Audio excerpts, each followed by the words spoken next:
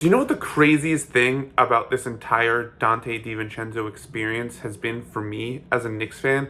Is that when the Knicks signed him, I wasn't so ecstatic about the move. In fact, I was sort of a little skeptical of it just because DiVincenzo, he had obviously been a solid player, bounced around a bit, Milwaukee, Sacramento, spent the last year in Golden State, shot 39% from three. He looked good, but it was just he's had some injury concerns, and do we really need another, off-ball guard? Because I remember at the time, obviously the Knicks roster has gone through so much change. You forget they had Grimes, they had RJ, they had IQ. I wanted to see, Deuce get some minutes, Josh Hart.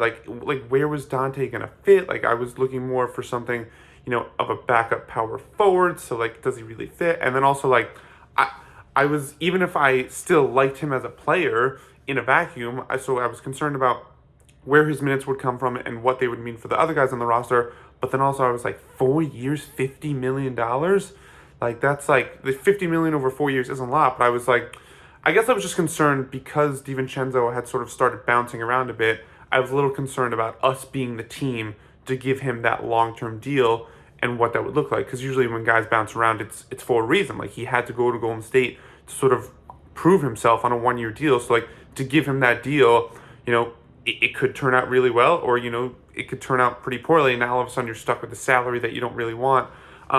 So I was a bit concerned about the move from those perspectives, but now I I feel stupid having those concerns, because not only is it good, it's exceeded even the wildest of expectations. A lot of that is credit, to sort of how the Knicks have reworked their roster to give him more opportunity, but also a lot of it is just on DiVincenzo himself, because even before the Knicks made some of those trades, he had basically forced his way into the starting lineup by shooting insanely well. He's at 40% from three this season on over 8 attempts a game.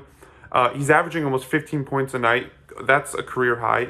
Great defense. He gave Tibbs no choice when Grimes was struggling. It's why am I going to play Grimes when DiVincenzo does exactly what we need Grimes to do, but just much better.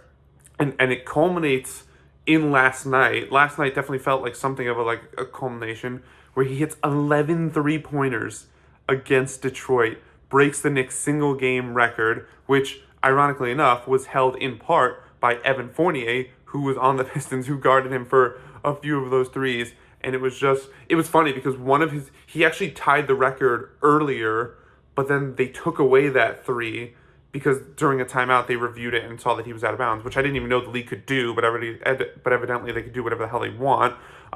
So then he still broke the record again, and it was just so beautiful and awesome, and he's just been so insane. He's stepped up even more, with guys being hurt. He's scored 30 points at least 6 or 7 times. He had 40 last night. I mean, it's just, all the credit to Leon Rose for bringing him in, because again, I was super skeptical about it from the reasons I just listed, because positionally, do we need him? Where his minutes going to come from? The money, whatever. And now to think that we have one of the best shooters in the NBA, who's also a great defender. So we basically have one of the best 3-and-D guys in the NBA for less than $15 million a year is just, I don't know how Leon did it. I don't know how he saw what we all didn't. Maybe he talked to the Nova guys. I don't it's just, it's beyond magical and just so I'm so happy that he's on my team, and it was just so insane to watch him just go off. He hit 4 straight last night at one point, and again, I know it was against Detroit, and so there's definitely a disclaimer. I definitely make fun of guys when they have these big performances, but it comes against the Detroits or the Washingtons. But I'm not trying to make any overarching conclusion about DiVincenzo's the best shooter in the league because of his performance. No, I just definitely take it with a slight grain of salt. But 11 threes is still 11 threes no matter who you hit it against, and it was so impressive. And it just it puts a giant smile on my face because I'm a Knicks fan. So to have this guy on a team, but also it just sort of makes me laugh at myself, I guess, for being so skeptical about this move when it first happened.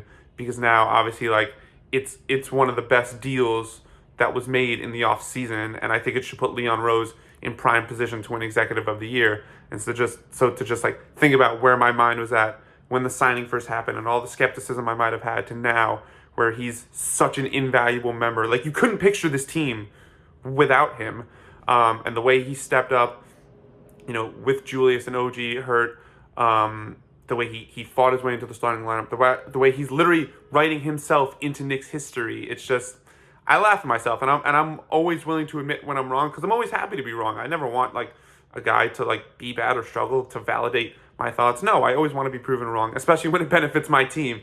So just awesome play from him, and I can't wait to see more to come to close out the regular season and what he's going to bring to us in the playoffs, because it's going to be so insanely valuable. I already know it.